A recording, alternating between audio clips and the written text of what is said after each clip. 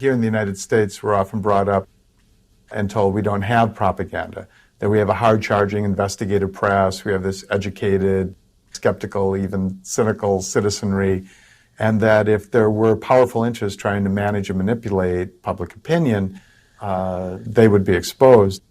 The reality actually is just the opposite.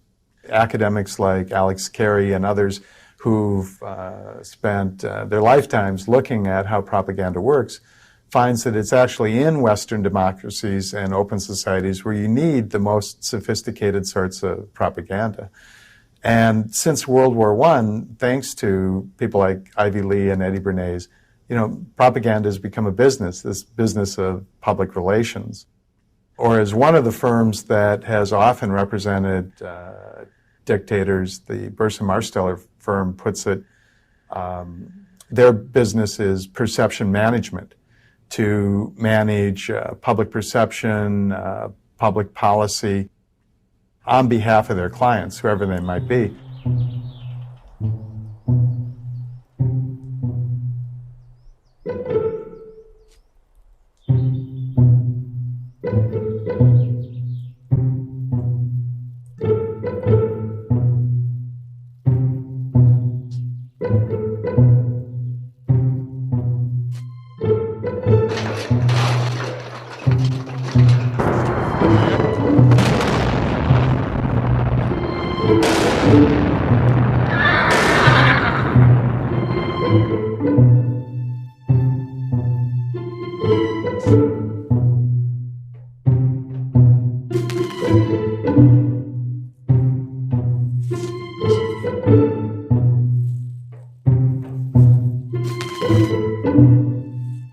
April 9th, 2003.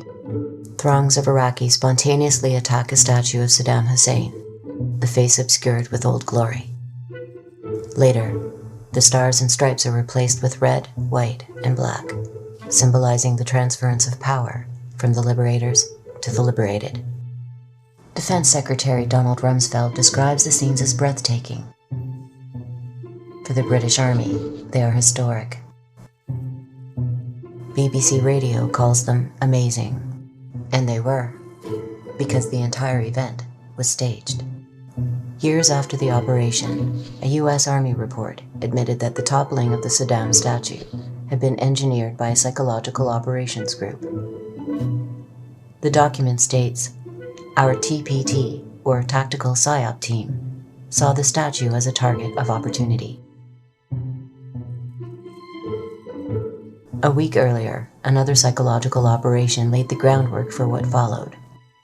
The script was for a female Rambo turned damsel in distress to be rescued by U.S. armed forces.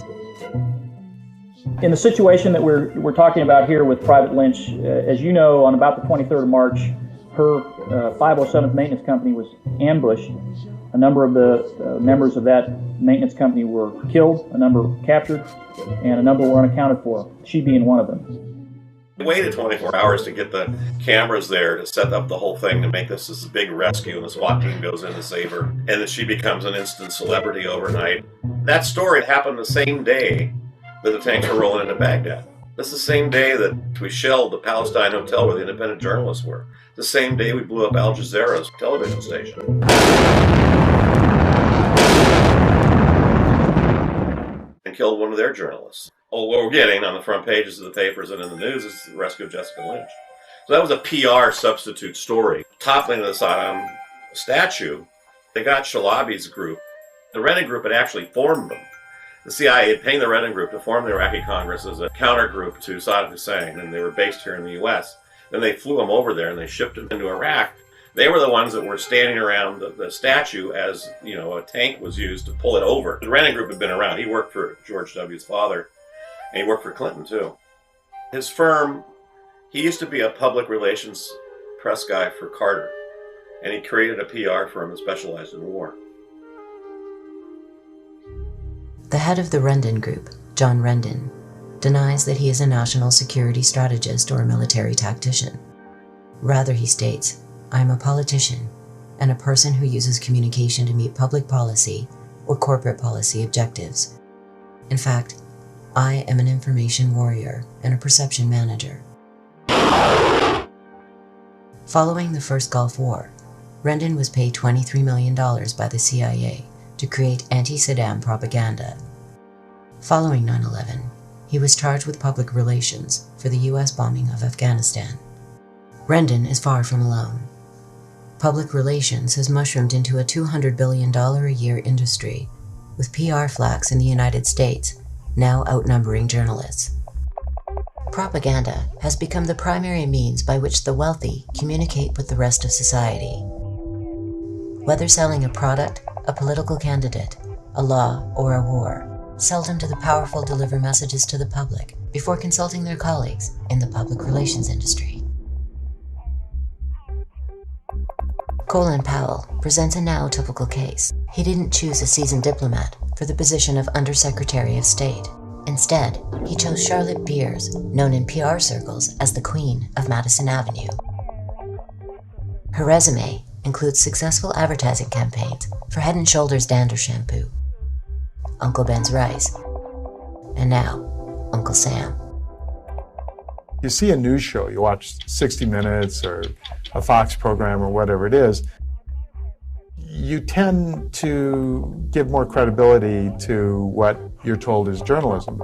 If an advertisement comes on, hopefully you tend to be more skeptical of that because obviously somebody put an awful lot of money into crafting this slick TV ad and airing it.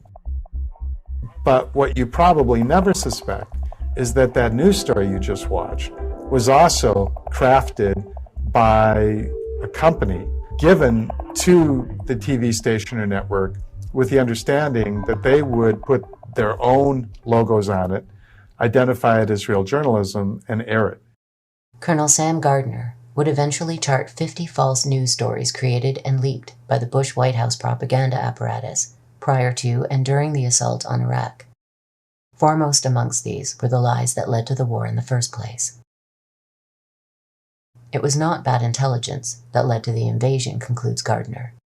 It was an orchestrated effort that began before the war and was meticulously planned to manipulate the public. In 2002, when the Bush administration was conducting its massive public relations campaign to sell the war, out of Donald Rumsfeld's office in the Pentagon, there was something now referred to as the Pentagon Pundits Program, where literally scores of former high-ranking military generals and admirals and colonels were getting their talking points for their appearances on TV news shows directly from the Pentagon. They would literally go to the Pentagon, be on phone conferences with the Pentagon, travel with the Pentagon, and then go on TV as supposedly independent sources. Although most of them were actually being paid in the private sector because these are retired military officials by defense contractors, and many of them were actually registered lobbyists for military contractors. So there's a bit of a conflict of interest right away when your bread and butter is based on being able to sell armaments and bombs and missiles, and you're supposed to be just a patriotic ex-general giving an honest opinion of what's going on. And even though that's illegal, there's no way to really stop it. And the most powerful medium through which it occurred refuses to even report on the scandal. You've got just a massive problem, and that's where we're at. There were clear warning signs long before the age of the embed. During the assault on Serbia under President Clinton, a report emerged by the Dutch journalist Abe de Vries, revealing the presence of Psy warriors working at CNN. They derived from the 3rd Psychological Operations Battalion at Fort Bragg in North Carolina. De Vries quoted Major Thomas Collins of the U.S. Army Information Service. PSYOPs personnel, soldiers, and officers have been working in CNN's headquarters in Atlanta through our program, training with industry. They helped in the production of news.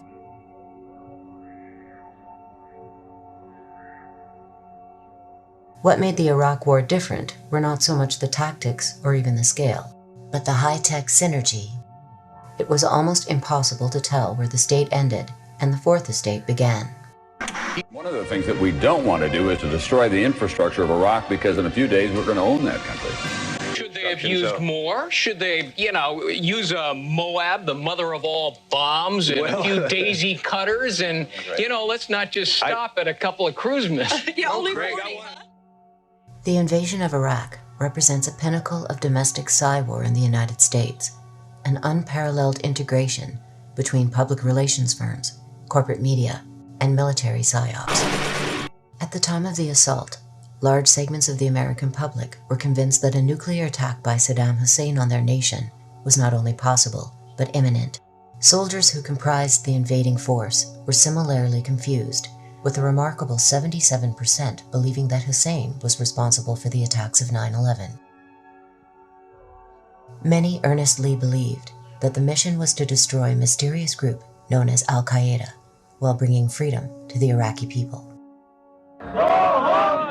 We're here for your fucking freedom, so back up right now! Yet what was actually happening was what the Nuremberg Charter describes as the single greatest crime under international law: the planning, preparation, initiation, or waging of a war of aggression.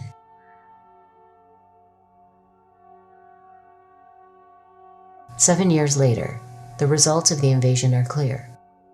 According to The Lancet, one of Britain's most respected medical journals, approximately 600,000 Iraqis had been killed from the invasion as of 2006.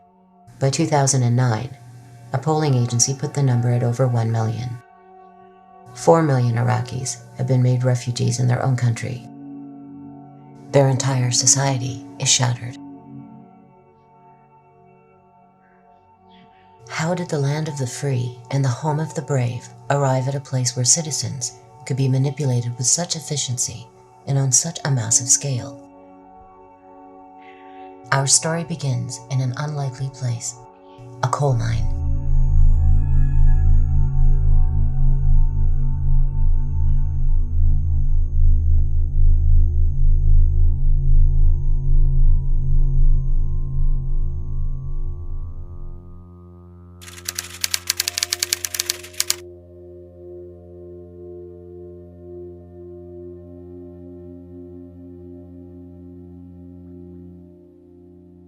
When we think of public relations, this is not an image that springs to mind.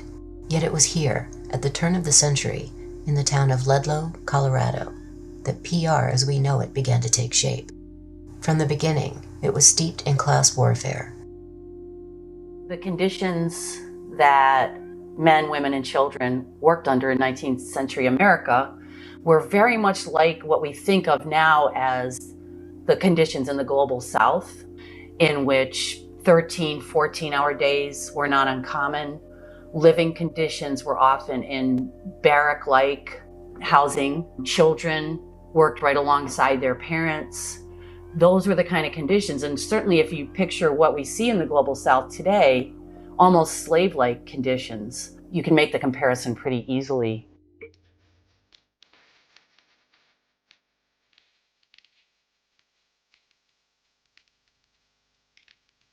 Like workers in most other industries at the time, the coal miners in the town of Ludlow were organizing to win basic rights.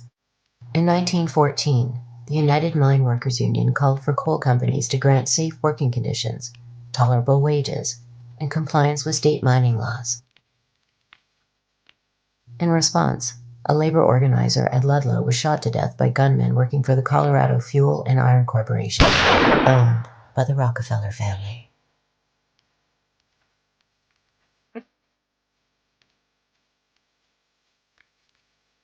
Then as now, the Rockefellers were synonymous with wealth and power. William Avery Rockefeller had made a living as a literal snake oil salesman, but his son John Davidson had achieved the American dream.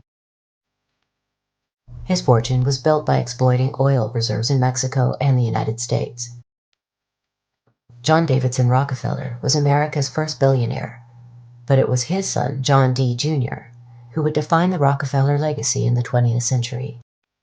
24 hours after striking workers and their families celebrated Easter, the end came. It became known as the Ludlow Massacre. The strike went on from the fall of 1913 to the spring of 1914, and they still couldn't break the strike. The strikers were living in tent colonies set up by their union, the United Mine Workers.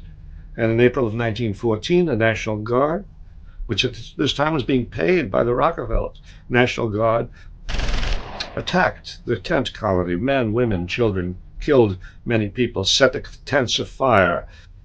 They found the next day the bodies of 11 children and 2 women who were burned, suffocated to death in that fire.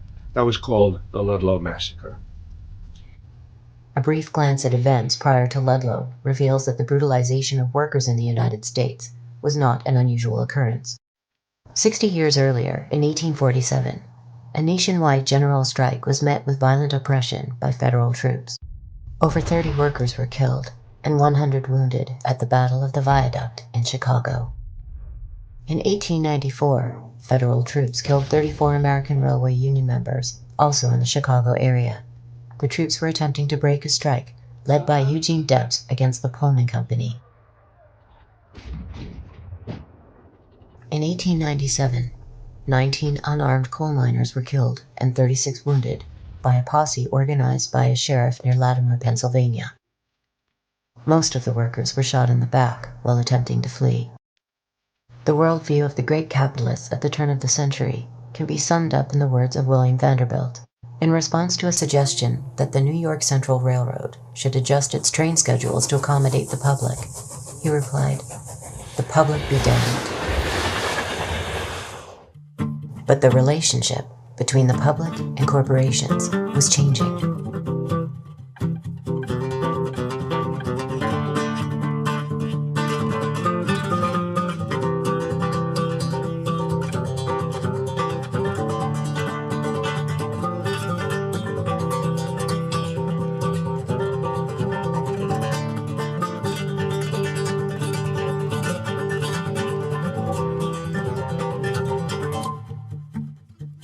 Decades of organizing and rebellion had given rise to a vast network of labor groups with increasing political power. Over time, these included the Grange Movement, the Socialist Party, the Greenbackers, the Populists, and Progressives, and perhaps most significantly, the anarchist union known as the Industrial Workers of the World, or the Wobblies. Following the massacre at Ludlow, soldiers in Denver refused to participate in further attacks against the miners, declaring that they would not engage in the shooting of women and children. Demonstrations erupted across the country. A march occurred in front of the Rockefeller offices in New York City. A clergyman protested outside a church where Rockefeller liked to give sermons, only to be beaten by police. In modern parlance, it was a PR nightmare. Ivy Lee went to work for, among other clients, the Rockefellers. The Rockefeller family, after the Ludlow massacre, used Eddie Lee to manage the public perception around that event and other events. Ivy Lee's specialty was crisis management. Among other things, he's credited with inventing the press release, which, all of us just sort of think of as something helpful. You want to publicize an event, a church picnic, call a news conference, you put out a press release. But at the time, the idea was very radical because what Ivy Lee was saying is, well, we're going to manage this crisis by calling attention to it. We're going to actually assist and help the news media and journalists in covering it. What he knew was that the degree to which journalists became used to and dependent on his services was the degree to which he could actually cultivate and manage coverage. Lee began by waging a disinformation campaign. He put out news bulletins claiming that the 2 women and 11 children at Ludlow had not been killed by militia, but by an overturned stove. He circulated stories suggesting that Mother Jones, in addition to being a labor organizer, was a madam who ran a bordello. He ghostwrote letters to the governor and even to President Wilson. Lee's techniques achieved little success, in part because he himself had become a highly visible figure. In future, PR experts would learn that their techniques are rarely effective unless practiced in the dark. Yet one of Lee's innovations was epoch-making.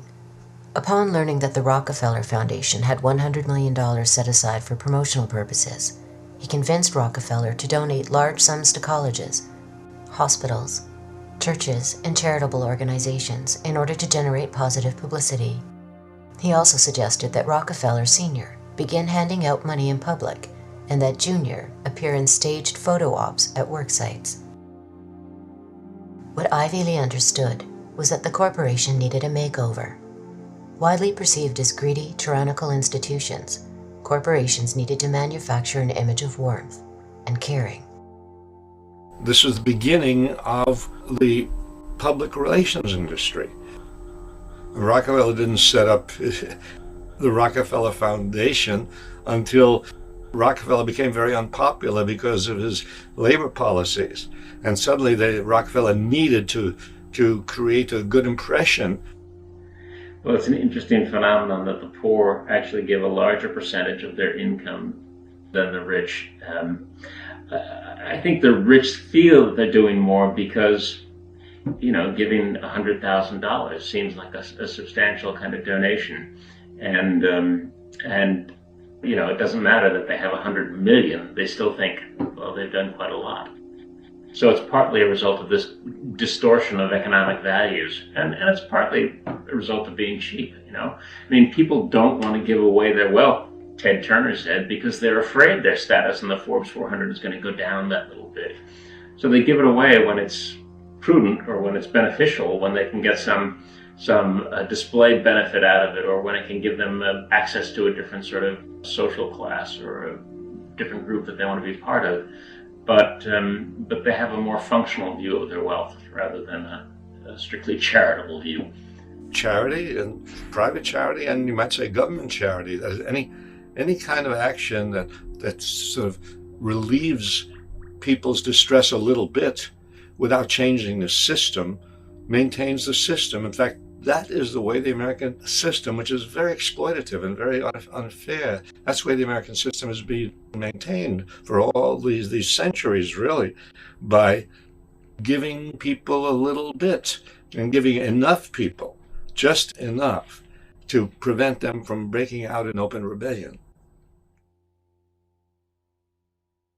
Today, one of the largest PR firms in the world specializes in the art of crisis management. Burson Marsteller holds offices in 35 countries and has served clients as varied as cigarette maker Philip Morris, chemical giant Union Carbide, and the Monsanto Corporation, a company specializing in genetic engineering and other life sciences. Like the Rendon Group, Burson Marsteller is bipartisan to the core. Its worldwide president and chief executive, Mark Penn, served as Hillary Clinton's key political advisor during the 2008 election.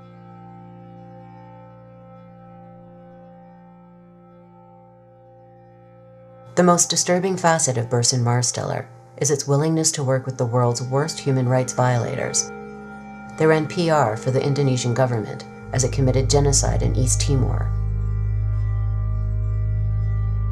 They worked closely with the Nigerian government and Royal Dutch Shell during and after the Biafran War in Nigeria, and they helped to improve the image of a US-backed Argentine military junta led by General Jorge Videla. One of their clients in the 1970s was the brutal Argentine junta, which had taken control of the government there and was rounding up dissidents, systematically torturing, beating, killing people, and flying out over the ocean and dumping bodies. Not a really good public image. So the Burson Marsteller firm was used by Argentina, hired by Argentina, and went to work for them quite happily under a fat contract to improve the image of Argentina in the international financial community and in the Western press. In some ways, it should not be surprising that public relations has evolved into companies like Burson Marsteller and the Rendon Group. Looking back at the career of its first guru, we find a remarkably similar pattern.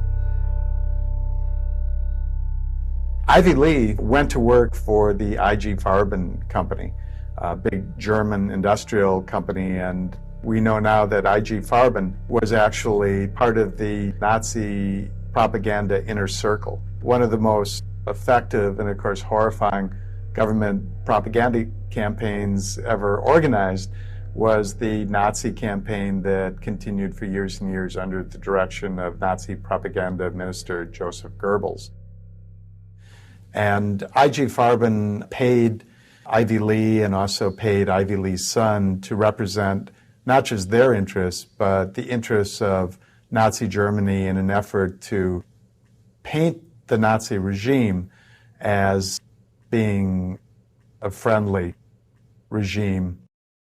But before lending his expertise to the Third Reich, Mr. Lee would do so for the American government. Along with other experts in the burgeoning field of mind science and public relations, he would engineer propaganda for World War I, not just against the enemy, the Germans, but against the American people themselves.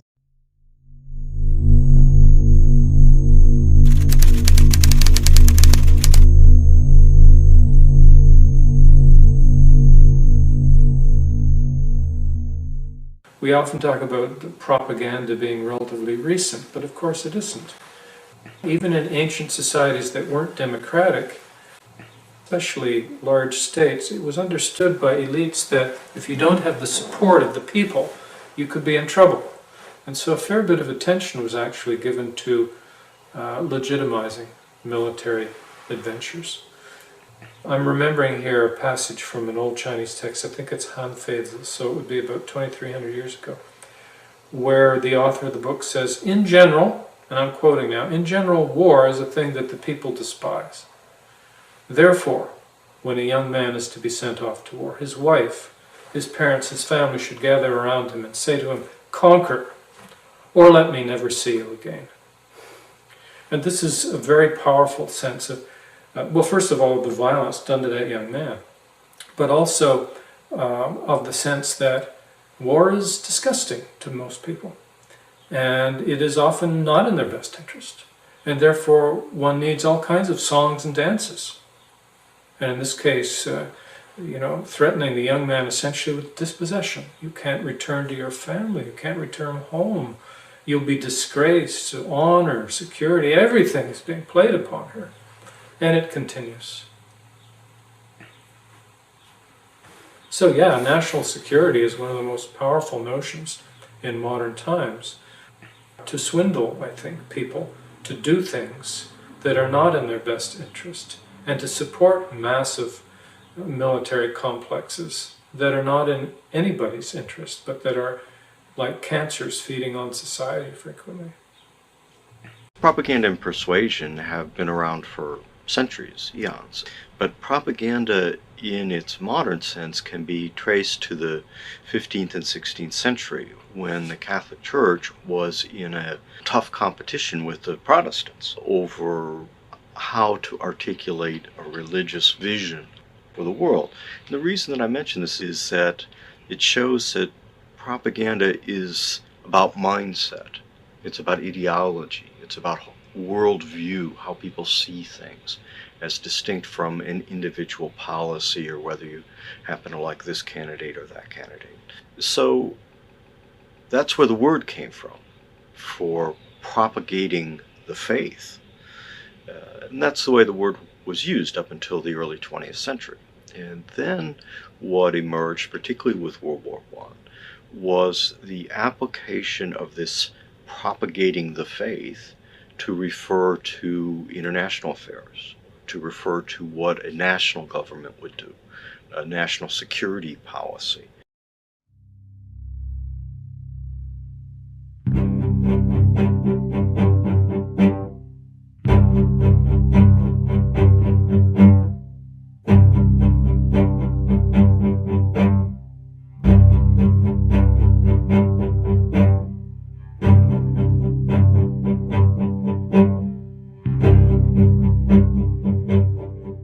In the run-up to World War I and during World War I, what one saw on the geopolitical stage was a crisis of empires. Empires were disintegrating, they were falling apart.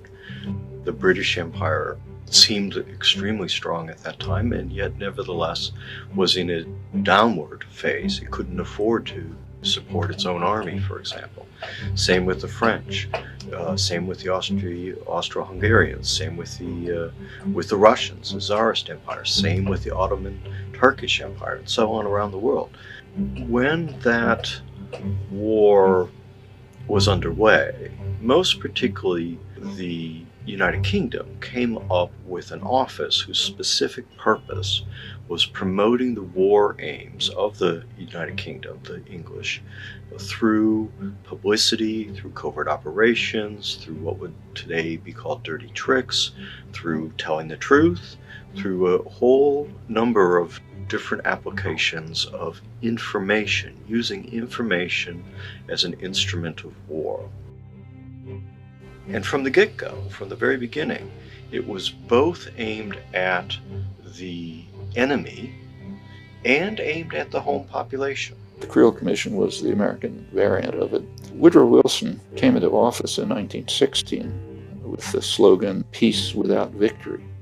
He said, what we want is an end to World War I. Neither side deserves their support, and the population didn't want to enter the war. In America, 1916 was an election year. The war was the dominant issue. The election campaigns of the parties crystallized the sway of opinion. Neutralism, the profound wish to stay out of the war, still possessed a doughty champion in the president. Support for Wilson's policy was strong in the Middle West and Pacific states. Europe's war seemed more remote there than on the Atlantic seaboard. At the Democratic Convention, Wilson was renominated presidential candidate. The chairman opened his speech with a text from the Sermon on the Mount. "Blessed are the peacemakers, for they shall be called the children of God." Within a couple of months, Wilson was talking about victory without peace. And you had to somehow drive the population into accepting this sharp change of policy, the opposite of what they voted for. And that's where the Creel Commission came in. George Creel described his work with unabashed enthusiasm. It was a plain publicity proposition, a vast enterprise in salesmanship, the world's greatest adventure in advertising. 75,000 civil leaders, known as 4-Minute Men, were assembled to deliver pro-war messages to people in churches, theaters, and civic groups. Periodicals were sent to 600,000 teachers. Boy Scouts delivered copies of President Wilson's addresses to households across America. It was, in short, the largest wartime propaganda campaign in the history of the United States. Central to the committee's propaganda were two basic ideas. One, the American homeland was in imminent danger from a savage, bloodthirsty foe. And two, it was the fate of the American nation, in President Wilson's words, to make the world safe for democracy. The first theme was a time-honored tactic, long used in the United States and other countries, to vilify foreign enemies, indigenous peoples, and slaves. During the Great War, the savage Indian and the subhuman Negro would transform into the barbaric Hun.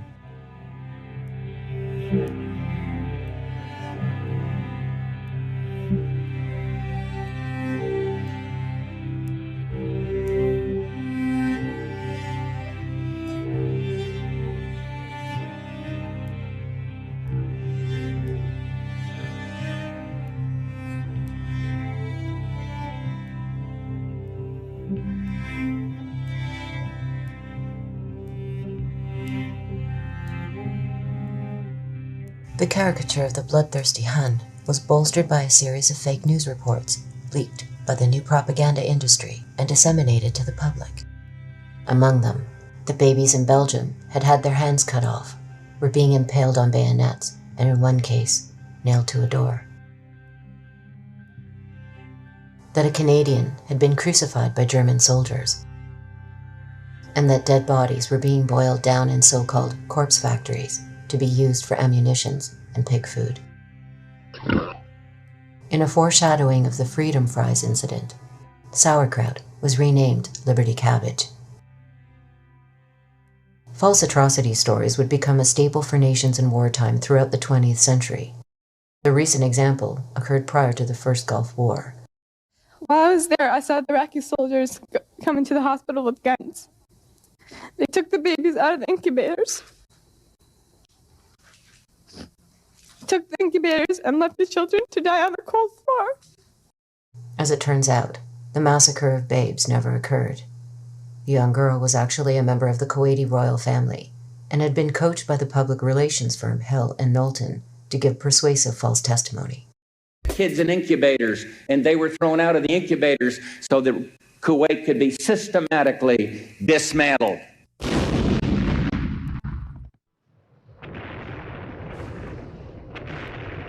The attempt to engender hatred against Germans in support of the war effort was highly successful.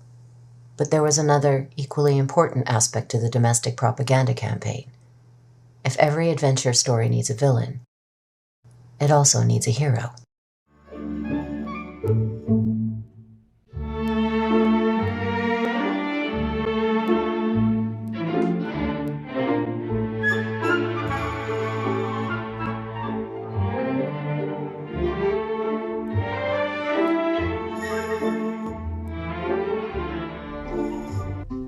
This is a song I made about when they're drafting the men. Uncle Sam say he travel east and travel west. Uncle Sam say he believe he know the best. Uncle Sam said, Uncle Sam said, Uncle Sam said, you got to bottle love and go. I'll travel east. Creel estimated that 72 million copies of 30 different booklets about American ideals were sent across the United States, with millions more sent abroad. In addition to influencing the minds of Europeans, the goal was to redefine for the home population the very concept of what it meant to be American.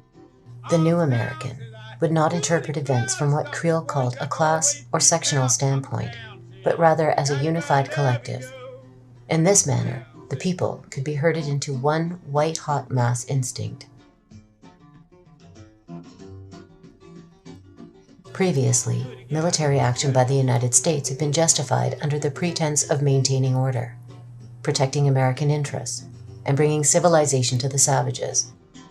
Now, the word civilization would transmute into democracy. You don't have to hesitate, Uncle Sam say.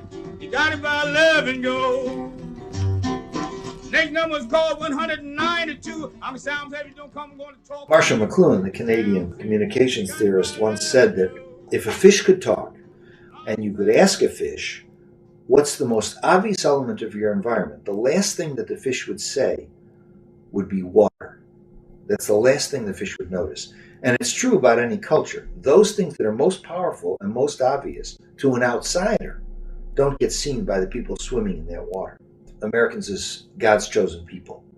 This goes back as far as back to 1630, where John Winthrop on the Arabella, coming from England to the United States, said, we're a city on a hill. It's not an accident that in the campaign, debates and stumps of the recent candidates, you had Barack Obama actually saying that, we are a city on a hill, as well as Sarah Palin. Ronald Reagan said it in his inaugural address. I've spoken of the shining city all my political life, but I don't know if I ever quite communicated what I saw when I said it. But in my mind, it was a tall, proud city built on rocks stronger than oceans, windswept, God-blessed, and teeming with people of all kinds living in harmony and peace. We're a city on a hill. And so our mission is to democratize the rest of the world. We've got the best system possible. And basically people ought to pay attention to us because we know.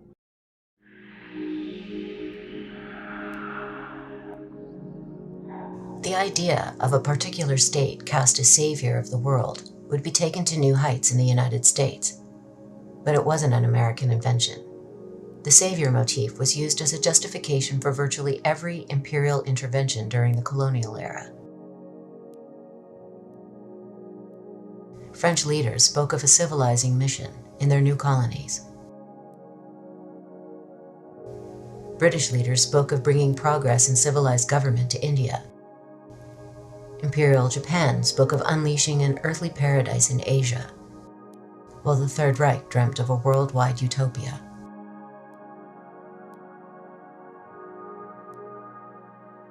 A decade before World War I, Mark Twain stated that my kind of loyalty was loyalty to one's country, not to its institutions or its office holders. Decades later, George Orwell came to a similar conclusion, that patriotism is a devotion to a certain place and people, contrary to nationalism, which is inseparable from lust for power. This concept of patriotism remains elusive. Once the war against Saddam begins, we expect every American to support our military, and if they can't do that, to shut up.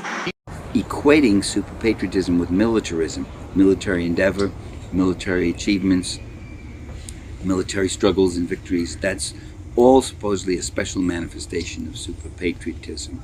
And I argue that a real patriot wants something different for his country. He wants social justice, he wants peace and stability, he wants fairness, he wants an end to racism and sexism. He takes pride in his country's ability at social betterment rather than his country's ability to invade and knock around other countries. A real patriot feels an attachment to his country, but not at the expense of other countries. He or she may feel a special attachment to the history of his own country. He values the accomplishments of his country, like the abolition of slavery, emergence of collective bargaining and the rights of working people for a better life, the gains made by women in terms of being able to get into public life. These are the kind of things that the real patriot would value. In October 2001, George W. Bush signed into law what civil libertarians characterized as an all-out assault against the Bill of Rights. It was called the Patriot Act.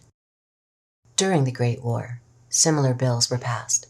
The Espionage Act of 1917 and the Sedition Act, passed a year later, authorized huge fines and lengthy prison terms for anyone who obstructed the military draft or encouraged what was termed disloyalty to the state. The sweeping legislation was quickly put into effect. And first on the list were the Wobblies.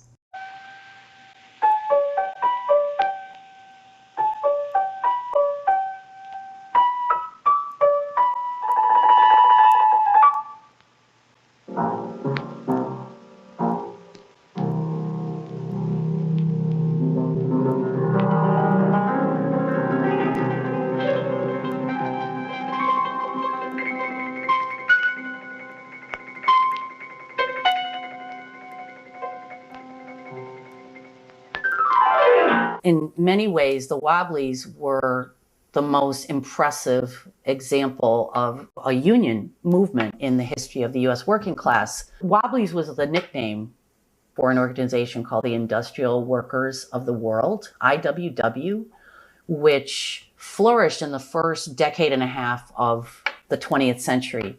The American Federation of Labor, which was the main craft union at the time, refused to organize African Americans, immigrants, and women workers. So that meant excluding the vast majority of the working class from the union movement. Along come the Wobblies, and they set out from the beginning specifically to organize immigrants, women, African Americans alongside white workers in what they called one big union. They led some of the most successful strikes.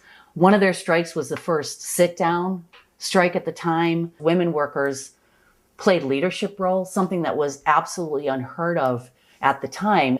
Their philosophy was a revolutionary philosophy. It's known as anarcho-syndicalism. A federated, decentralized system of free associations incorporating economic as well as social institutions would be what I refer to as anarcho-syndicalism, and it seems to me that it is the appropriate form of social organization for an advanced technological society in which human beings do not have to be forced into the position of tools, of cogs in a machine.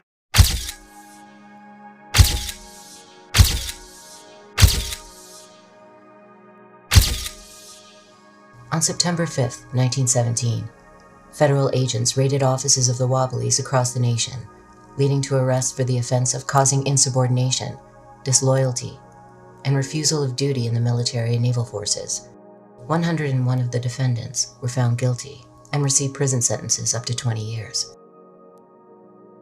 Wilson carried out a brutal internal repression called the Red Scare, which is the worst in American history, far worse than McCarthy, far worse than anything that's going on now. They arrested thousands of people, smashed the labor movement, heavy constraints on free expression, threw lots of people in jail, expelled all sorts of people from the country.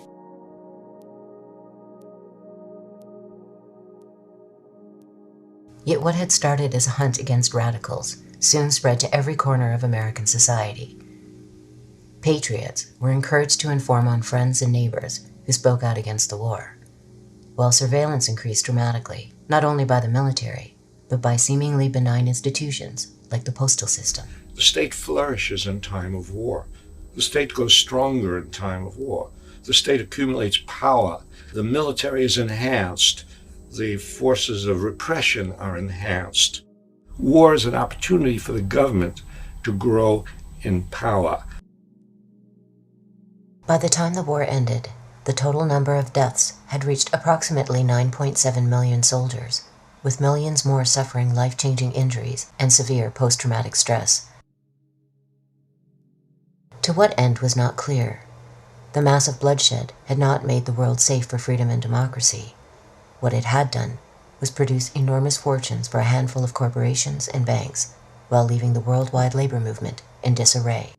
If the Great War had been a test of the Constitution and the concept of balancing the powers by each other, it failed. The United States Supreme Court, established in Schenck versus United States and Abrams versus United States, that the federal government could suspend constitutional rights when the nation faced, quote, a clear and present danger. Randolph Bourne, speaking of the Great War as a whole, responded preemptively with a now famous dictum. War, he said, is the health of the state.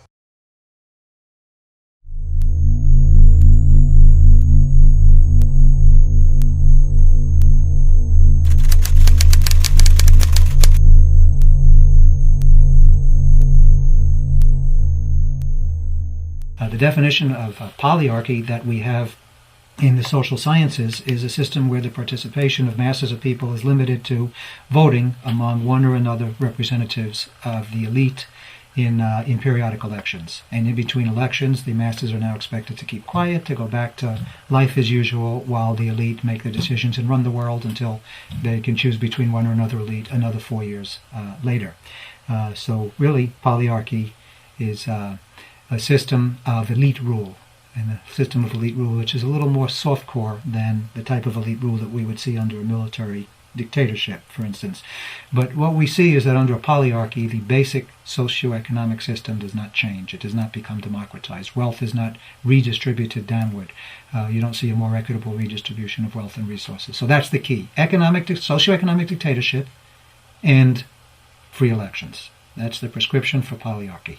Participatory democracy would see not only more participation of people in the running of their daily affairs, but it would see a democratization of the economy, a democratization of social relations. In the 20th century, you can't really talk openly about rule by the rich. That doesn't sound nice. The devices that have been developed, propaganda devices, are ruled by the more competent, the technocratic elite, the responsible people, the educated sectors. There's a huge literature on this, but maybe the primary source for the 20th century is the leading public intellectual of the 20th century in the United States, Walter Lippmann, highly respected commentator on public affairs, also a theorist of democracy. During World War I, people who later emerged as sort of the founding fathers of modern communication research, modern communication applications, mass media applications. Quite a number of them had worked as propagandists during World War I, often as relatively young people who were shaping their own ideas at the time. One of them was Walter Lippmann, and Lippmann has emerged really to this day as a leading intellectual light of a particular way of looking at society. Today, Walter Lippmann is known as the Dean of American Journalism. Yet during the Great War, he had been chief leaflet writer and editor of a U.S. propaganda unit. He also served as Secretary of the Inquiry, a quasi-intelligence agency.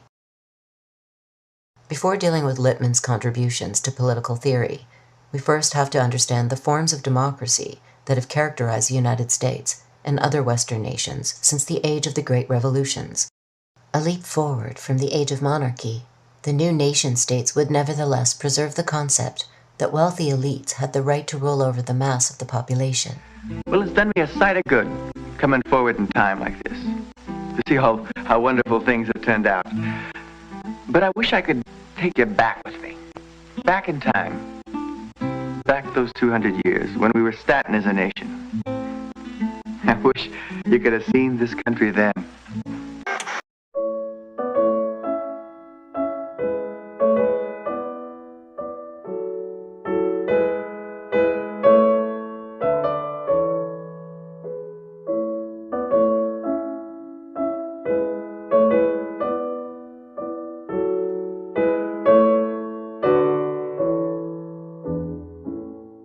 George Washington was a slave owner. James Madison was a slave owner. Thomas Jefferson was a slave owner. Importantly, Jefferson, who was the most democratic of the lot, wasn't at the Philadelphia Convention.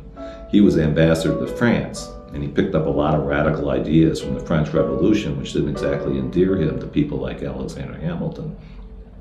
The initial divide in American politics then goes back to those roots. It's Jeffersonian Democrats against Federalists, the leader of whom, until he was killed by Burr, was Alexander Hamilton. Essentially a class struggle, a class conflict. Thomas Jefferson was, in fact, a fairly radical democratic thinker in his time. And clearly the Declaration's statement that we hold these truths to be self-evident, that all men are created equal and endowed by their Creator with certain inalienable rights, was a powerful democratic statement. And although Jefferson would not have applied it to women or to Indians or to blacks, nonetheless, in all of those cases, those words would come back to be very serviceable for those groups in pushing civil rights and civil liberties forward in the United States from where Jefferson's statement left them. The problem with the Declaration of Independence was that once independence was won from Britain, then the question became one of governance. How were these former colonies of Britain to govern? What led immediately to the Constitutional Convention in 1787 were a series of uprisings by debtors, essentially, not just in Massachusetts. The most famous is, of course, the Shays Rebellion in 1786. The American state was founded largely to get the Ohio Valley, largely to cross the Appalachians. That is the Constitution, to organize an army and money in order to conquer further lands more to the west. That's the origin of the USA. But to do that, the slave masters are not going to do the fighting. What they will do is hire poor people to do it. But when they don't pay the poor people, as they didn't pay Daniel Shays takes matters into his own hand in 1787 and goes to the courts and shuts down the courts because the courts were beginning to foreclose on the grounds that Daniel Shays and the other veterans from the American War of Independence did not have the money to pay back. Debtor riots were happening throughout the 1780s, and they were sufficiently scary from the point of view of people with property that they had to do something about it. And what they did about it was essentially overthrow the Articles of Confederation and instill a much stronger, much more able government to protect the property interests that were in dire threat from the people, quote unquote. This was an elitist, you could almost say coup d'etat, except there wasn't any strong central government to launch a coup against. They were really trying to set one up and protect it against majoritarian interests, especially economic interests, especially property interests, especially threats from people who didn't have much. First thing they did when they got to Philadelphia in 1787 was they locked the doors. The only reason we know what happened behind those closed doors were that people like James Madison kept extensive notes. The American Constitution was formulated primarily by James Madison. He's the major framer of the Constitution, and he wanted to overcome what he called the tyranny of the majority. He said a primary goal of government is to ensure that the opulent are protected from the majority. So therefore he designed the Constitution in such a way that, as he put it, the wealth of the nation will be in charge. The more responsible set of men, those who sympathize with property owners and their rights. And the system was designed that way. Power was in the Senate, which was the least representative body, and it was the wealth of the nation. In fact, it still is. The House of Representatives, which is more democratic, in theory, was given much less power. And the powerful executive is also supposed to represent the wealth of the nation. In Madison's defense, one should say that he was really pre-capitalist in his mentality. He assumed that the wealthy would be what he called benevolent gentlemen who would not be concerned with their own interests, but with the benefit of the people. Adam Smith, who preceded him, was much more realistic.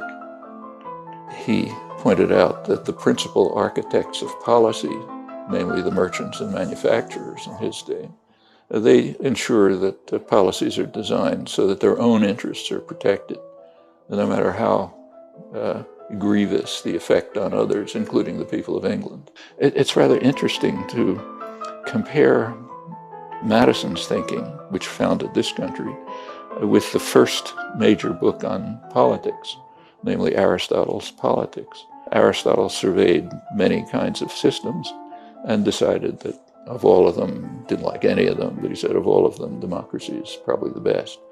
But he said that democracy has a problem, and it was the same problem that Madison noticed centuries later. He said if in Athens everyone had a right to vote, the poor majority would attack the property of the rich, insist that it be divided, and he also felt that was unfair. But Madison and Aristotle had opposite solutions. Madison's solution was to restrict democracy. Aristotle's solution was to restrict inequality. Opponents of the new government were called anti-federalists, though the term is inaccurate. The majority favored some form of federation, but insisted on more localized control, with a more participatory democratic system. The Bill of Rights, the first 10 amendments to the Constitution, they were the price the Federalists had to pay in the ratifying conventions to pass the document. So the democratic element of the Constitution, which of course is the Bill of Rights, was forced down their throats. It didn't come out of Philadelphia at all. It was appended in 1791 and forced down on the Constitution by the more democratic elements in the society. Even with the Bill of Rights, we have a system which, is hardly perfect from the point of view of civil rights and civil liberties, let's put it mildly. It trampled all over with the rights of citizens. So the Bill of Rights is hardly an ironclad set of guarantees for civil rights and civil liberties in the United States. I'd hate to think of the United States without it. The anti-federalists were significantly more partial to democratic elements in the society and to the rights of ordinary people than were the significantly more elitist Federalists. If the greatest legacy of the anti-federalists was the Bill of Rights, their dream of direct democracy was not to be. At the time, many dissidents made predictions for what they believed would come to pass as the new nation grew and flourished. The natural course of power is to make the many slaves to the few, one anti-federalist wrote. Another objected to the new government because the bulk of the people can have nothing to say to it. The government is not a government of the people. The men of fortune would not feel for the common people.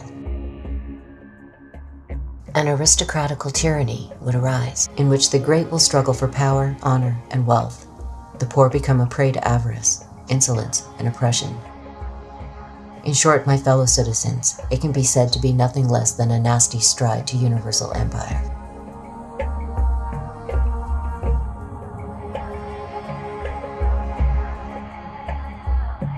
A significant model for both the Federalists and anti-federalists were the Iroquois, who had created a highly sophisticated and democratic federation of self-governing units. In stark contrast to European forms of government, the Iroquois people had the ability to immediately remove corrupt leaders. Women played a significant role in decision-making. Everyone was permitted to participate in debate and policy formulation. Native Americans were exceedingly democratic in the way they operated. No society is perfect, but when you make comparisons, you see that. They were sometimes small, but sometimes 30,000, 40,000 people and more in a large confederacy that operated on a basis of mutual respect. Mutual respect that developed out of experience, because if you didn't treat people equally, then they were going to give you trouble. Societies were exceedingly collaborative, but they were also exceedingly individualist. The individual was honored, but the values were collaborative because you had to get along. Everybody was included in every decision that affected them. Elders obviously were honored. They knew more. You listened to your elders, but everybody had a say. You have an extremely participatory society, and as it moved up to larger, there's a great deal of decentralization. So if you had a large number of people, and they would be in a federation, the village would decide for itself. The tribe would then decide, but the individual villages would have to decide. Then the tribes in the federation, their representatives would meet. But they wouldn't decide for everyone. They'd have to have the consensus of local people. So if there wasn't consensus already, they would have to go back and discuss it. So that to the extent that there was representation, these were representatives who were truly representative. They would have to go back. They wouldn't keep their positions unless they consulted people.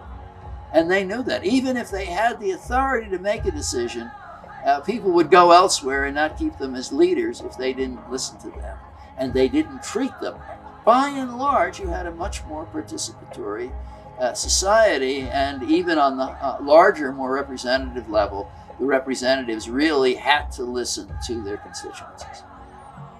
Ironically referred to as primitive and savage, Native Americans had actually created a far more democratic system of self-governance than any civilized nation in history. But their anarchic models, as well as the more limited democratic systems proposed by the Anti-Federalists, were incompatible with Madison's elitist vision. In republic and parliamentary democracy alike, citizens would be reduced to passive observers. They would be allowed to pick and choose which individual made decisions on their behalf, but they would not be able to make those decisions themselves. Returning to the period after the First World War, we find widespread support amongst intellectuals for Madison's elitist interpretation of democracy.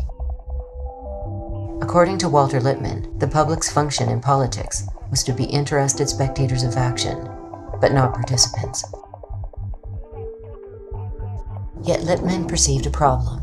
New technologies in communication and transportation had awakened millions of disenfranchised people to a new world outside their towns and cities, while traditional economic, political, and social structures remained in place.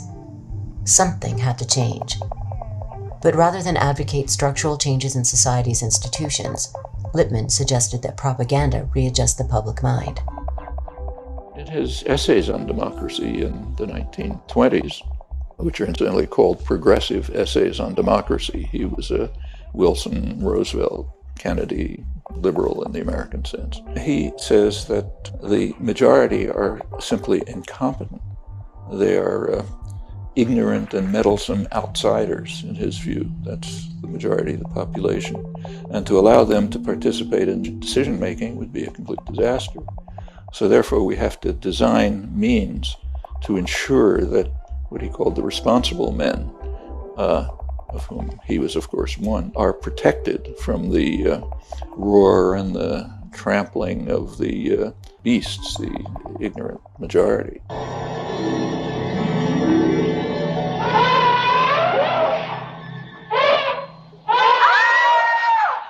And he devised a number of methods. Lippmann called it the manufacture of consent. We have to manufacture the consent of the ignorant and meddlesome outsiders.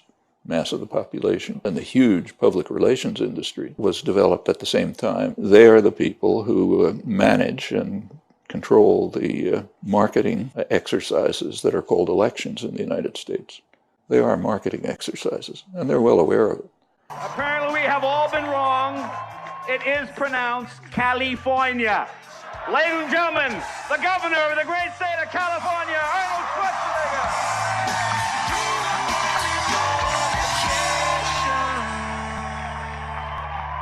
So, for example, in the last election, 2008, the advertising industry gives a prize every year for the best marketing campaign of the year.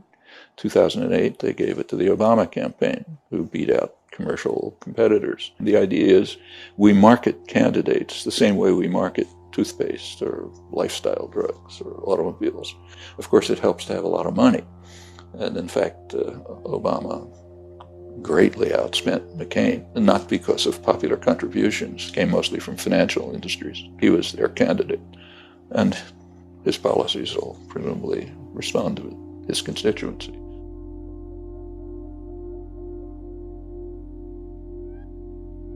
Prominent intellectuals continue to argue that the world's complexity makes democracy impossible. A recent cover story in Time magazine claimed that democracy is in the worst interest of national goals. The modern world is too complex to allow the man or woman in the street to interfere in its management. A man who surely would have agreed was Edward Bernays. Like Lippmann, Bernays served as a propagandist on the Creel Committee, and like Lippmann, he went on to refashion wartime propaganda for peacetime aims. In his classic text Propaganda, Bernays suggested that elites regiment the public mind every bit as much as an army regiments their bodies. Bernays considered mass mind control so crucial that it constituted, in his words, the very essence of the democratic process. Bernays' opportunity to shine arose when a crisis threatened not only the profits of major corporations, but the entire capitalist system. The solution, as theorized by business leaders, would lead to social breakdown, environmental catastrophe, and further alienation between the American people and their government. It would also lead to wealth on a scale never before imagined.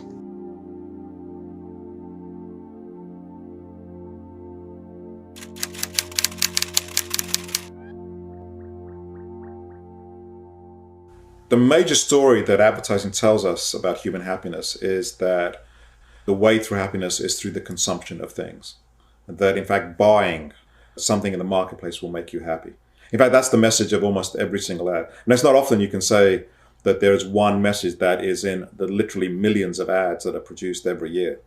But I think that is the message. The message of advertising as a whole is that it's better to buy than not to buy. That in fact the way to become, and that you will be happier as a result of buying than not buying. And I think that idea, in fact, I think is the major force for global social change, over the last 50 years.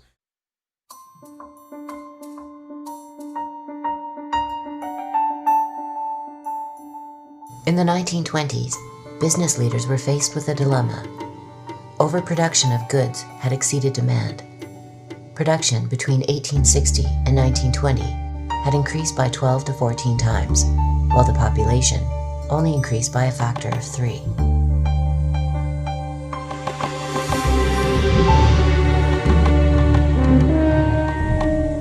There were several ways of solving the problem.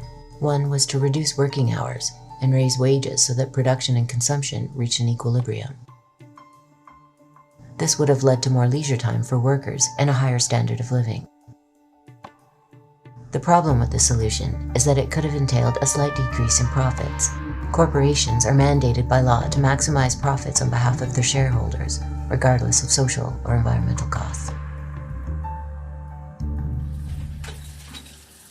According to business leaders, there was another problem. John Edgerton, president of the National Association of Manufacturers, warned that a shorter work week would undermine the work ethic and potentially foment radicalism. If people had time to stop and think, they might also take the time to rethink their position in life. The emphasis should be put on work, Edgerton stated. More work and better work, instead of upon leisure. It seems a harmless enough statement, but what businessmen were advocating was revolutionary. Production would no longer be about satisfying human needs. It would be an end in and of itself. Rather than a democracy of ideas, or a democracy of mass participation, the United States would become a democracy of material goods. The citizen would be replaced by the consumer. Look at those goods piled up over there. I'm worried. Here we are. We've got the new machines, and they're doing even better than we expected. They've not only cut production costs, but they've increased output over 50%. But we're not selling this additional product. Inventories are piling up. Now, what are we going to do about it? It seems to me we've got to change our plan completely. Now that we're increasing production, we've got to put on more pressure, work the territory more intensively. You mean more advertising? Yes. The problem of capitalism is the problem of consumption. And the problem is that after your basic needs have been met, there is no real need for consumption. And so you have to convince people that, in fact, their identities are based upon the consumption of objects for which there is no material need. That's the problem that comes from the expansion of the market. If you look at advertising, it's a very interesting history. In the first period of advertising, we can say right up until about the 1920s, advertising talked about goods themselves. They talked about how they were made, what they did, how well they lasted, etc. It really is a discourse about objects, about what goods did. However, starting around 1920, that changes. And from that period on, advertising doesn't really talk about goods themselves. They talk about the relationship of goods to our needs. At the center of the new strategy was Edward Bernays. If Walter Lippmann had concerned himself with an overarching analysis of mass media and democracy, Bernays would devote most of his energies to propaganda on behalf of the corporation. His uncle, Sigmund Freud, would serve as his muse. Rather than focus on the intrinsic worth of a particular product, Bernays suggested a strategy where products became linked with the unconscious desires of the public. In this manner, there would be virtually no limits to either production or consumption. Freud's nephew was a man by the name of Bernays, and he's regarded as the father of modern public relations, particularly in the United States. His contribution, if you want to call it that, was to take propaganda techniques that had been developed for military, psychological warfare, national security type issues during World War I, and apply them in a systematic way to commercial issues. One of his best known efforts had to do with encouraging women, to smoke. He would stage beauty pageants, he would stage what would today be called photo ops and that sort of thing, in which smoking by women was portrayed as women's liberation, was portrayed as a way to be free and empowered, is getting addicted to nicotine. The audience, the market, in Bernays' mind, had a clear desire to be free, to be stronger, to be more self-empowered. So women clearly wanted these things. Along comes Bernays in the tobacco industry and says, here is how to have it.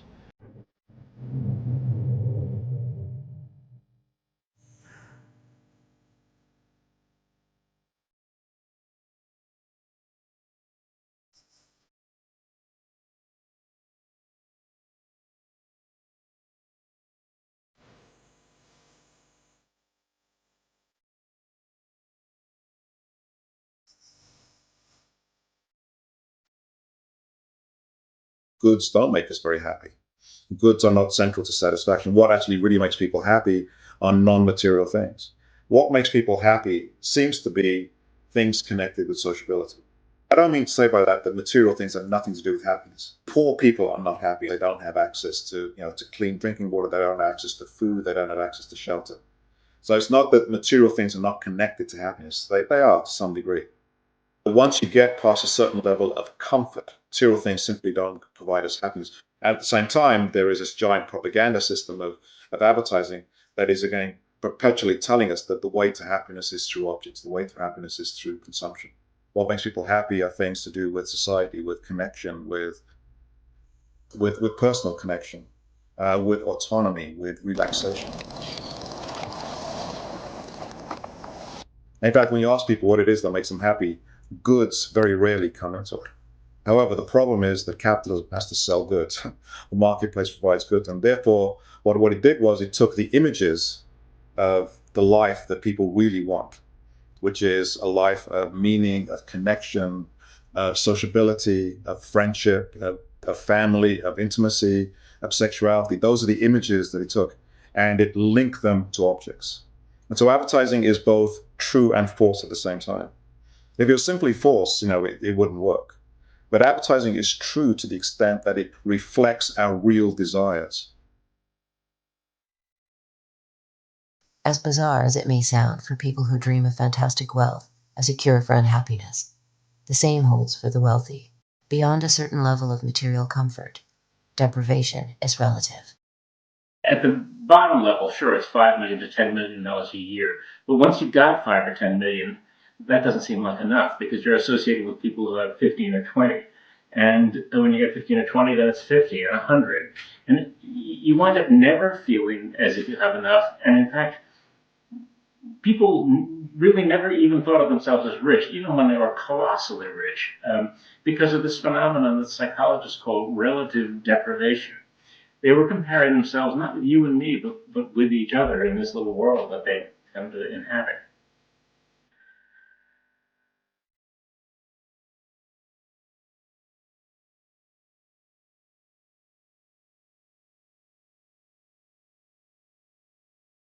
In his book The Status Seekers, Vance Packard uses the phrase merchants of discontent to describe a deliberate strategy by advertisers of targeting the less affluent with status symbol messages.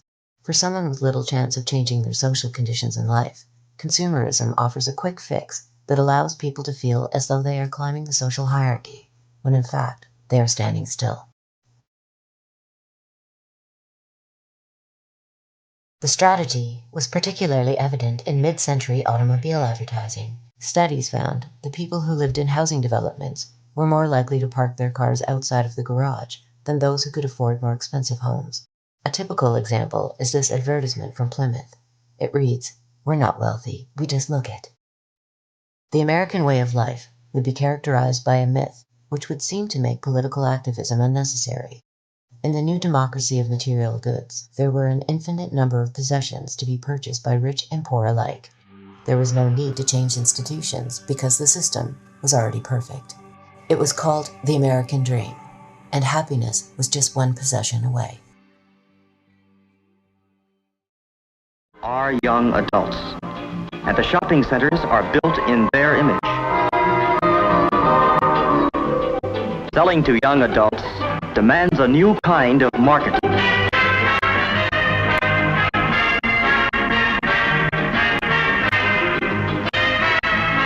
For these young adults, the shopping centers have built fountains, commissioned statues, put in restaurants, and freestanding stairways. They've included banks, loan offices, rental plans, plant nurseries, and places to buy building materials. The shopping centers see these young adults as people whose homes are always in need of expansion. People who buy in large quantities and truck it away in their cars. It's a big market. In the tinsel and glitter world of Beverly Hills, superstars reign supreme in million-dollar mansions that hold a weird fascination for everyone else. Visitors rubberneck for hours just for a glimpse through the guarded gates. But for one man already on the ladder to superstardom, just a look wasn't enough. For him, it was love at first sight.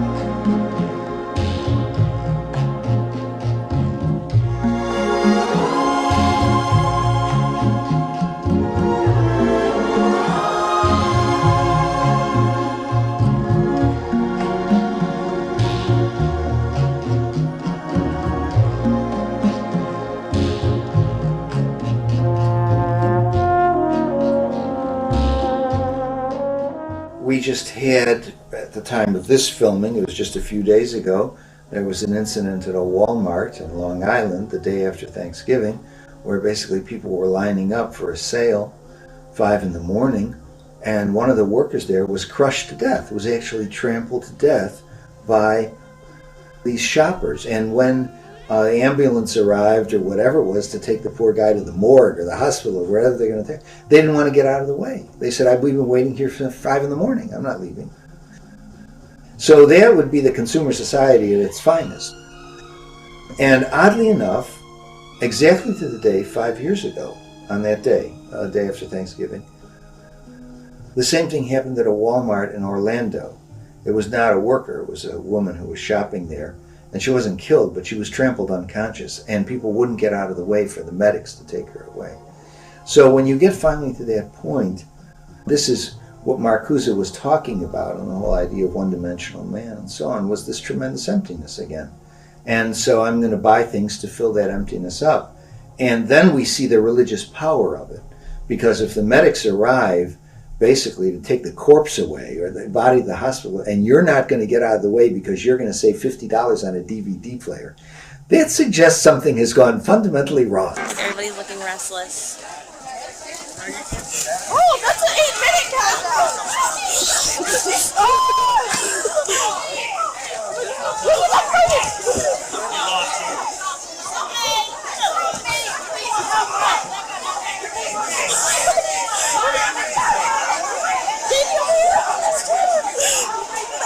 Bitch, I saw you in the face. What is going on? I think there's not much difference between assuaging your anxiety by buying things and investing in the American dream. They seem to go hand in hand. The American dream is a story about how society works. The American dream says that if you work hard, you will succeed. You know, the bedrock of our economic success is the American dream. It's a dream shared in big cities and small towns across races, regions, and religions, that if you work hard, you can support a family. That if you get sick, there will be health care that you can afford. That you can retire. That you can retire with the dignity and security and respect that you've earned. That your children can get a good education and young people can go to college even if they don't come from a wealthy family. And so it says we may start off at different positions. There are people who are rich and there are people who are poor, and they're born into different kind of contexts, but the playing field is level. That's the dream. That's the dream of, pulling yourself up by your own bootstraps. The problem with that is actually at odds with how social mobility works. Social mobility actually is much more based upon class and upon the resources that you have available to you into which you're born. Hi, I'm Paris Hilton, and you're here for the fit on MySpace. Let's go check out my shoe closet first. So, welcome to my shoe closet. As you can tell, I really love shoes. Part of those are material resources, and part of those are also cultural resources as well. There are class structures that keep people mostly in their places. There are some slight exceptions to this where there's movement between, one rung and another, but the level of social mobility is remarkably low in the society. And then the American dream is punctuated by these very visible examples in the media that show us people who are poor who are now rich. And now the question is, if those people are rich, if those people have made it, and a vast majority of the people have not, and the major thing that separates them is their own hard work, then the reason that the vast majority of people are where they are is because that is where they deserve to be. You didn't work hard enough. You're not intelligent enough. The right to life, liberty, and the pursuit of happiness. Some are smart, some not. Some are successful, some not. The United States never had mass prosperity throughout its history. It was just a period from 1946 to 1980 where the prosperity was really, it looked like it was just going better and better and better for everybody. And that came after World War II, with the backlog of tremendous earnings from war industry and such. The GI Bill that came in that developed a whole new big professional class and the like. And that lasted till about 1980. Since then, there have been cutbacks to human services, cutbacks in educational opportunities, and greater inequality. Since 2000 to 2008, the inequality between the very rich and the rest of us, that inequality is greater than it's been throughout the 20th century. So we're back to like 1900 in terms of inequality. Everybody just can't make it. Throughout history, the rich have always argued that the poor are the authors of their own poverty. They're poor because they're stupid, they're disreputable, they're hopeless. People are poor because they are paid less than the value that they produce. You need poverty. Poverty is needed if you're going to have wealth. The only way a rich slaveholder, a Roman senator, or antebellum plantation owner in the South, the only way they can live in this fabulously luxurious mode is by having slaves who work from crack of dawn down into the night.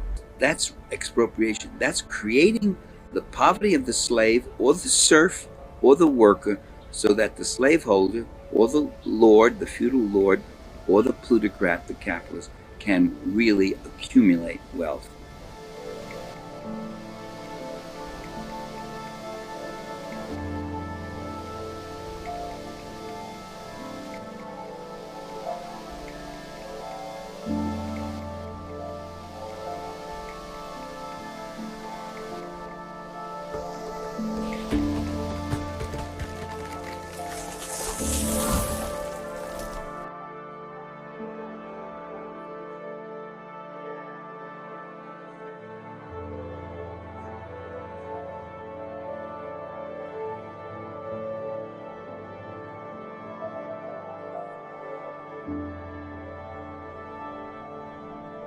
The idea that human happiness is connected to the immense accumulation of commodities. I think that idea is what is driving development in what we used to call the developed world, is driving development in China, is driving development in India. I think it will increasingly drive development in Africa as well. I think we're starting to see the results of what that means for the planet, when not only the 5% of the American population strives for that, but when increasingly the rest of the world also is bought into that, and you then have to provide the goods and the energy that those goods takes to produce, we're arriving at the kind of exhaustion of the physical planet. The ancient philosopher Confucius, he was asked what he would do if he were ever to rule the state. Someone said, okay, you're in charge of the state, what would you do? And he said a very interesting thing. He said he would, quote, rectify the language. And I think if he was asked that in the modern age, he would say, let me control the media.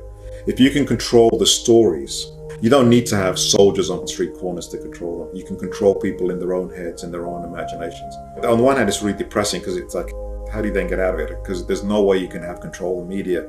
There's no way you can compete with these stories that are told thousands of times a day through advertising, through programming, through newspapers, through the internet now, through video games, through all kinds of ways. At the same time, the reason I'm hopeful, the reason actually gives me some optimism is that capitalism has to do that. That unless it does that, they know that things will fall apart. So capitalism in that sense is like a house of cards. A house of cards that has to be constantly held together. We have to be told every single day what this story is. And they have to do it every day because it's unnatural. If it was natural, they wouldn't have to do it. And if they stop, they know that in fact it would fall apart. That actually is the great hope for me. Is in fact the amount of time they have to spend convincing us about the value of the society is in fact what gives me hope that that there's an alternative just below the surface, and that alternative is much more human, much more compassionate, is much more connected to concern for other people, is much more connected to concern for the planet, and that it's being held down by this incredible and relentless propaganda system.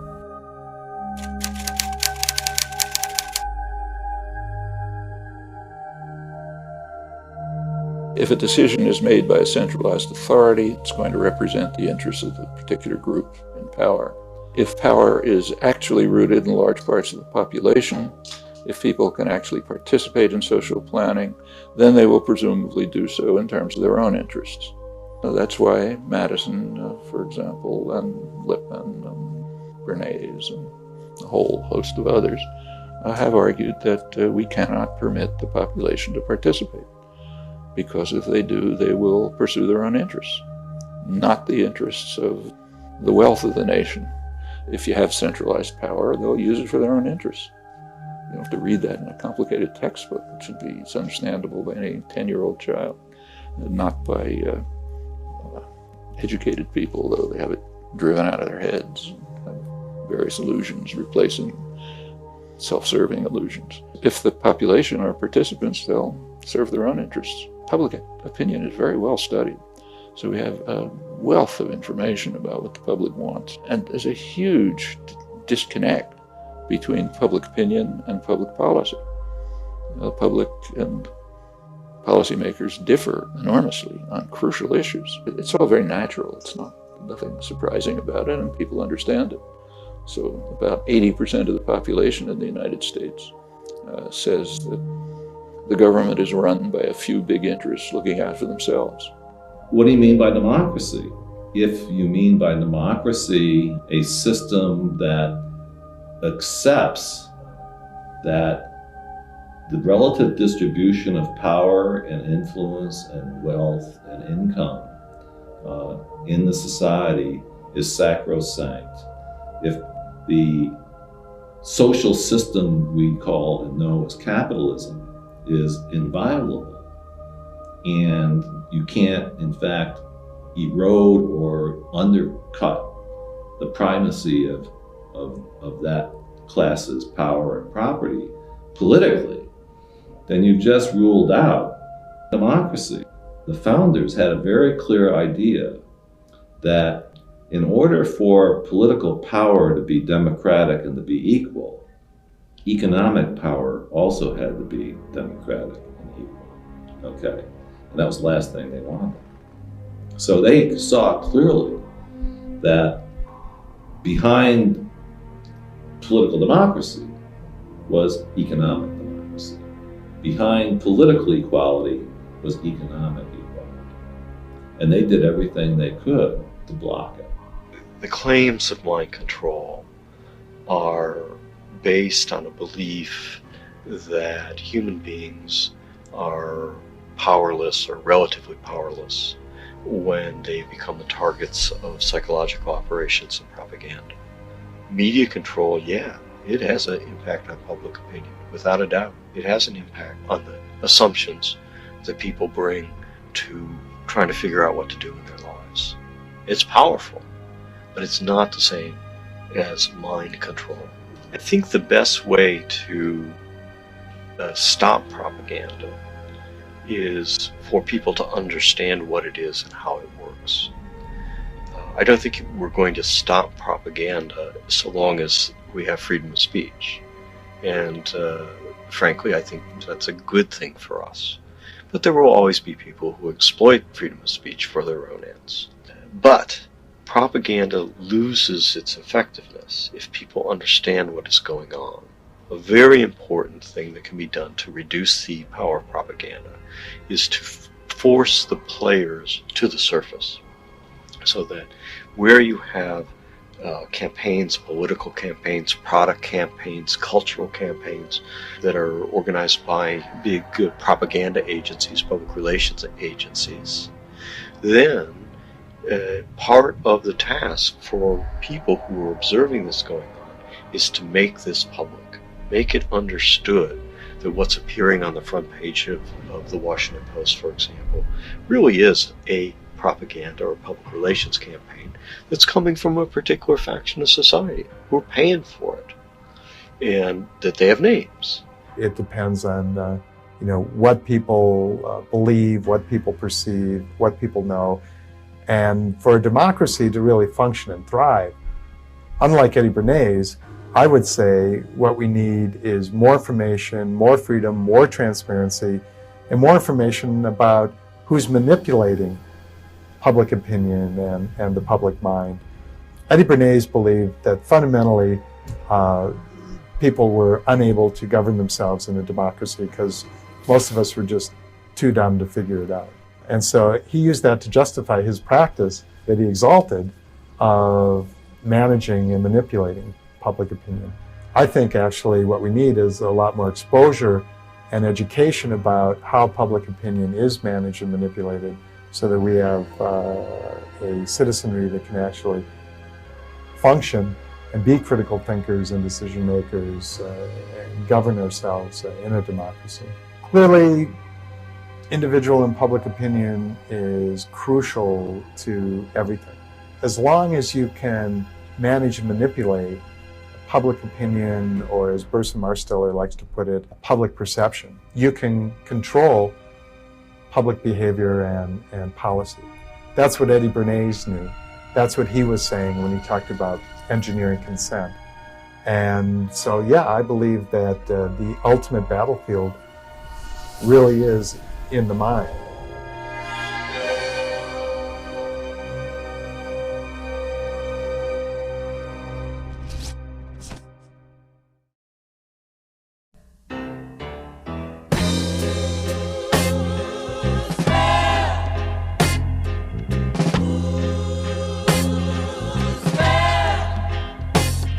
I put a spell on you.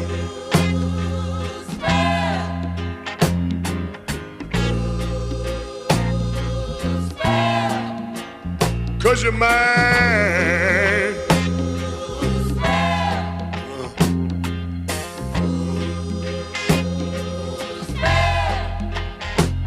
Stop the things you do.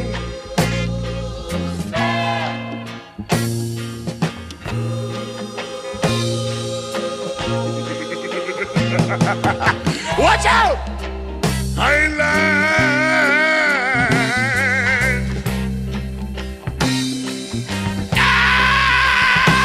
I can't stand. Woo! No running around. I can't stand. I can't stand no putting me down. Spell on you.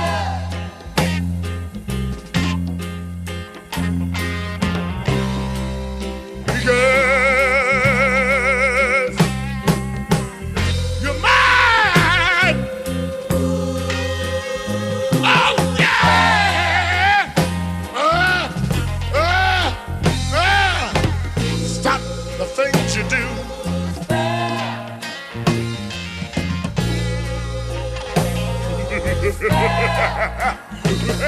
Watch out! Watch out! I ain't lying.